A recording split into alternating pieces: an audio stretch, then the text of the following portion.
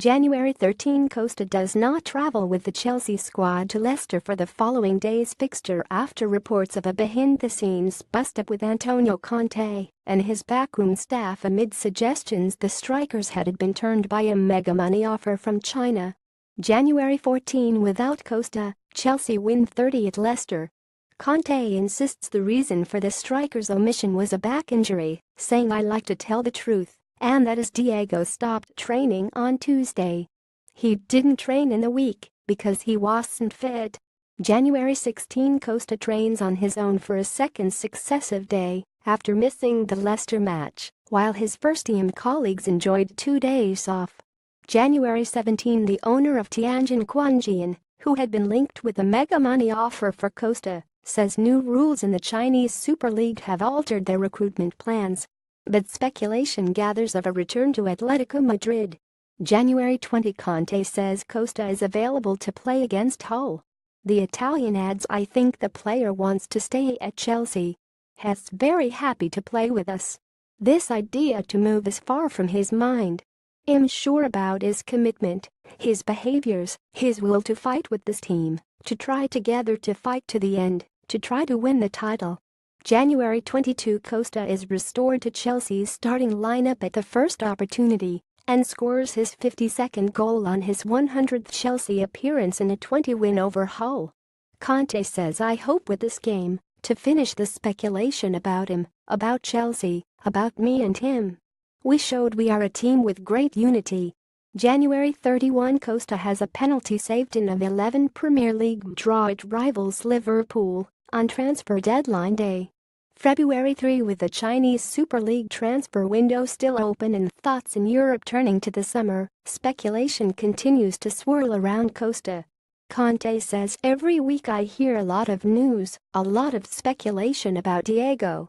I think now the most important thing is to be focused on this championship." February 17, Conte says the future of all his players, including Costa, will be discussed at the end of the season as the focus should not waver from winning the Premier League title.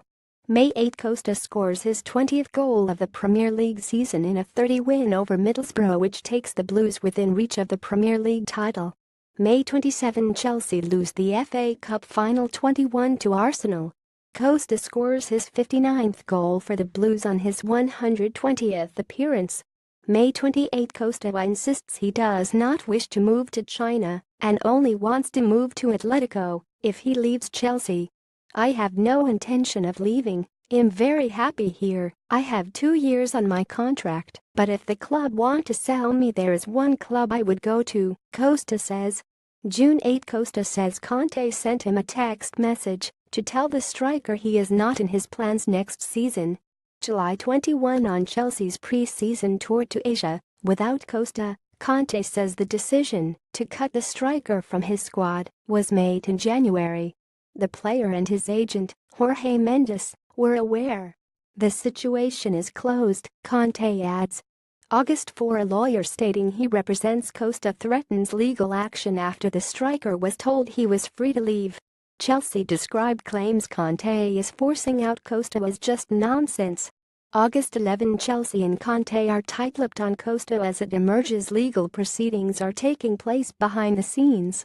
August 14, Costa criticizes Chelsea's treatment of him this summer in an interview with Sportsmail. He says he is not a criminal and is prepared to remain in exile in Brazil for a year. August 17, repeats his wish to return to Atletico and says he believes the situation will be resolved upon his return to Spain.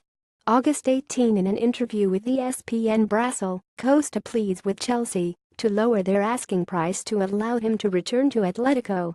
September 21, Atletico and Chelsea announce an agreement has been reached for the player's return to Spain after the Premier League club accepted a reported fee of £53 million for the striker. The striker will return to the club he left for Stamford Bridge in the summer of 2014.